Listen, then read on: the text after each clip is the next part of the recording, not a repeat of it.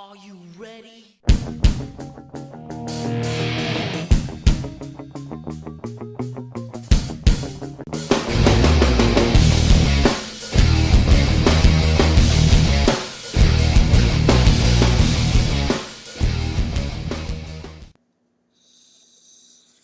Hey guys, it's CSDX and welcome to this video. The interesting thing about this top 10 list I'm doing today... I'm sorry, smoke alarm, beeper. Maintenance guys didn't come and change it yet, so... For this top 10 list, it's actually been something I was planning on doing for the past year, but never actually found the time to do it. As a result, some entries on the list ended up being already out, so I had to make sure to update the list and all that, and I thought now was a perfect time to do it because of a certain game that is going to be on this list as well. So this is the top 10 games I'm most excited for. Keep in mind though, this video won't be heavily edited to be all that great. I'm gonna try my best on certain aspects of the video, but don't expect anything special.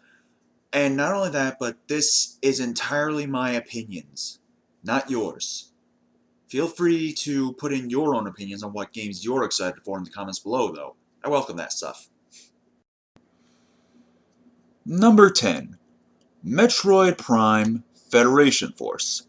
It's a game that I was actually looking forward to, despite all the criticism people have been giving it, even though it wasn't out when the criticism was being given, but probably won't be able to play upon release. Oh, by the way, when is the release again? Shit. Well, no matter, as I'm sure I'm still gonna have it on this list. I don't know why. I'm sure, though, the game is gonna be enjoyable despite fan backlash. No, you know what? Notable shit. I've been hopeful this game would be good, like I'm hopeful I'd enjoy Mighty No. 9, and I'm gonna give this game a chance, like with Mighty No. 9. I don't know when that will be though, so don't take my word for it. Besides, we're playing as a special team of the Galactic Federation. Hell, maybe the game will explain why the Federation sucks so bad. I just hope it isn't required for multiplayer like in Triforce Heroes. It's what turned me off from that one, really. Actually, to give an update, I posted on Miiverse to ask if the single player was any good, and thankfully, the single player is not like the single player of Triforce Heroes, where you require a lot of stress to be lifted, but not lifted because of reasons. Again, I'm very sorry about that beeping. Number 9. Paper Mario Color Splash. Now, I know what you're thinking. After what I went through with Sticker Star, why on earth would I be excited for a game with the same gameplay departure as that game?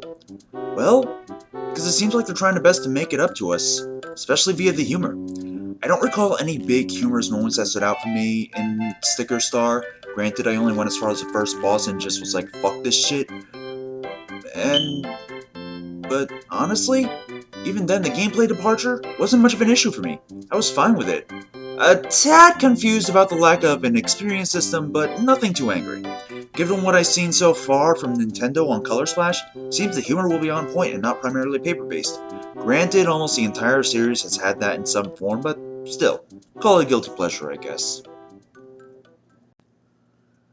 Number 8. I'm so sorry for this entry. I know I'm getting sucked into false promises and false hope with this one, but I can't help it. I'm a wrestling fan. I'm so very sorry about that. I really, really am. WWE 2K17. Look, I'm sorry, okay? But it really does look like they're changing things up with this one, and I mean actually changing things up with this one. Granted, the roster seems to be roughly the same, aside from some new added members. But judging from the return of backstage brawls and the addition of ladder controls, in addition to a bunch of other info I've been hearing about, it seems that they're working to make things proper. Apparently My Career and even Universe mode is getting a big overhaul too, because there's no 2K Showcase mode this year. By the way, you ever think that this was taken out as some kind of quote-unquote punishment for Lesnar's drug use? Like it goes, wow, you, sure showed me. I'm clearly gonna learn from this. I'm gonna go cry on my paychecks. Number 7. Bloodstained, Ritual of the Night. I'm not the biggest fan of Castlevania, but one thing's for sure. I was not a big fan of the classic take, admittedly. I needed save states to beat some of those games, and even then, I couldn't beat Castlevania on NES. $5 wasted. Although I did definitely enjoy Symphony of the Night, highly regarded as one of the best games ever made. So after learning about the Kickstarter for Bloodstained from the Game Grumps, I decided to donate to it. Downside is all I could donate was $1. Not cheap, just poor. Still, I am glad that I had helped here, because that E3 demo looked pretty awesome. I can only wonder what they have in store for this spiritual successor. Fun fact, for the longest time I thought it was called Bloodstained Ritual the Memoir. No idea why, but I do know that I helped fund it due to being sad that I didn't get to fund Mighty No. 9. I still want to buy that game, admittedly. Anyone know if the 3DS version will still be a thing? Because no PS4 and, you know. Number 6. The Last Guardian. Even despite my recent PS4 situation, I'm still excited for this game. Granted, I've never played the games from Team Ico, but just from watching the Let's Plays on it at the very least, I'm pretty excited for it either way. And you have no idea how long I've really been waiting for this game. Well, let me give the explanation on that. Back in, I think it was 2010, when the game was announced, we were looking at a release date of 2011 on the PlayStation 3. But apparently it wasn't ready for that time, so they just put it off, and we never really heard anything about it for 6 extra years. Or is it 5? Probably 5. And now, as of E3 2016, I believe it was, we finally got a release date. Let's just hope that it's not a development hell situation of any sort. Okay, a little quick thing about number 5. Well, I couldn't find any proper gameplay footage for it where I could give proper credit to whoever it was. The only one I could really find that was actually direct gameplay footage was from some channel that I don't even think really ended up. I feel like due to the voice that was, brought over in that footage was probably belonging to someone else, but I could not for the life of me find what it was originally from, just to be safe. So, yeah, I'm using instead gameplay footage of a game prior to it instead. Apologies about that, and hope it's not a big issue. Number 5. Sonic Boom Fire and Ice. Now, I know what you're thinking, and be silent. See, I enjoyed Shattered Crystal. Granted, the crystal had fuck all to do with the story, but still. Seeing as Fire and Ice is going to be a tad like that, as well as some added elements on, well, Fire and Ice, I feel like this game could be good if not better. The crazy thing is that this game got delayed about a full year.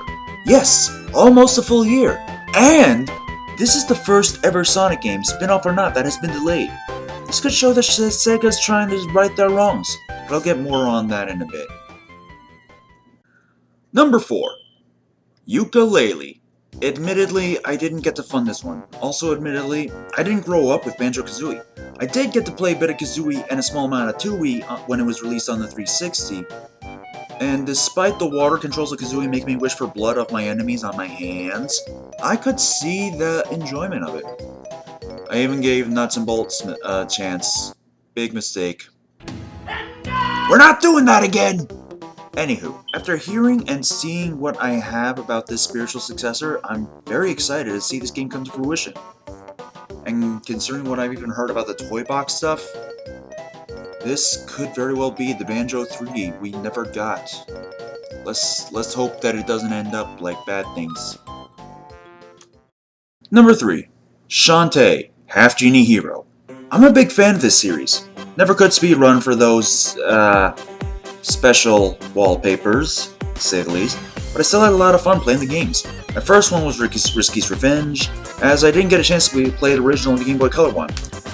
And to be honest, I was afraid that my expectations were not exactly going to be met because, well, older game on an older console.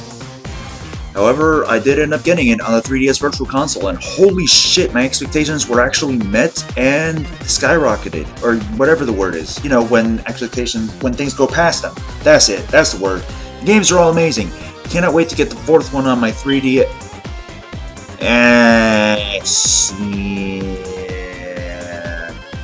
Oh well, I can always have it on my Wii U.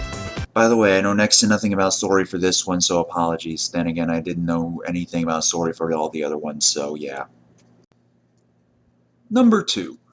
To be honest, I was going to put this at number 1 in an attempt to get Zelda Informer to share this over the Minish Cap situation, but after a talk with them, I opted for something else in the future. That said, The Legend of Zelda, Breath of the Wild. Holy fucking shit. This game looks amazing. The visuals are gorgeous. The enemies look awesome. And you can jump without the need of a special item. Also, you can cook food that's so bad that the game has to censor it. Down the hatch, I guess. This game has been delayed enough that it got the Twilight Princess treatment, and now it's going to be on the Wii U and the upcoming NX. Still excited. By the way, 2 questions. 1, with such a massive overworld, how in the hell is it going to fit on the Wii U hard drive for digital purchases? And I mean on the 32GB one. The 8GB one, you don't even have enough room for fucking Wind Waker HD on it. How the fuck are you gonna have enough room for Breath of the Wild? And 2, this isn't number 1. Then what is? And the number 1 game I'm excited for, at least this year, is Sonic Mania. Come on guys, you knew this was coming. You knew this was going to be at the top the moment news of it came out. This is a time to be alive, my friends. When I saw the trailer, I felt the most genuinely excited for a game I've ever felt in ages. I felt a renewed faith in Sega and the Sonic franchise. With this game, we, the Sonic fans, have officially gotten the one feeling we have not had in years. Hope. Hope for a new beginning. Hope for a good Sonic game. And the best part is, this isn't even the big 25th anniversary game. We're getting that alongside this one. It seems to be in the same style of gameplay as Generations, arguably the best Sonic game of all time. Remember when I said Sega was trying to right their wrongs? Well, this is proof. There truly is a god in the Sonic fanbase. Until you go on DeviantArt or look up Sonic fanfictions. And there you have it. My top 10 list of games I'm excited for, at least for this year. I don't know if I'll do a yearly thing of this sort of thing. Probably won't, admittedly. I don't know. What I do know is it's a good time to be alive for video games, man. Hell, it's a good time to be alive as a wrestling fan. What is not a good time is to be alive for politics. Bye-bye. Hey, thank you guys so much for watching. It's been a real pleasure making this video of things I'm excited for, and don't be hateful about the thumbnail though. It was made over a year ago, and it's still good to me at least. Now, if you liked the video, be sure to click the like button. It really helps me get out there and all that. And if you want to check out my past video that I did on Barbo games, or Barbie games in other words, go ahead and click the video on the left. And if you want to check out one of my quick bits, click the video on the right. And then there's also my social medias in the description, you know, Facebook, Twitter, and all that. And yeah. See you guys next week. Bye-bye!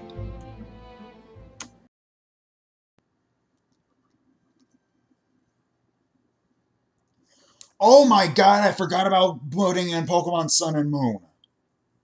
What the hell's wrong with me?